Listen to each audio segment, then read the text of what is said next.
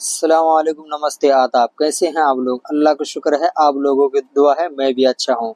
मैं भी हूँ दोहा एयरपोर्ट में, देख सकते हैं मेरा ये बोर्डिंग पास और मेरा पासपोर्ट है। मैं भी दोहा से निकला हूँ, मैं श्रीलंका के लिए।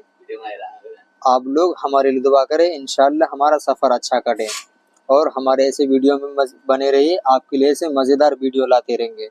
तो चलिए हम आगे बढ़ते हुए जा रहे हैं। हम देखिए मेरा ये फ्लाइट में एंट्री हो चुका है।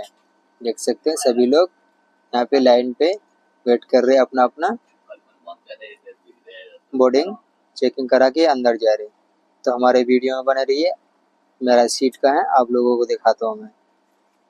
ये देख सकते हैं मेरा एंट्री अंदर हो चुका है। देख सकते हैं ये देख सकते हैं,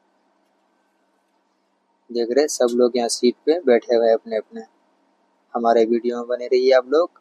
वीडियो मेरा अच्छा लगे तो प्लीज़ हमारे चैनल को सब्सक्राइब करिए, बेल आइकन घंटी को दबाइए। आपके लिए ऐसे मज़ेदार वीडियो लाते रहेंगे।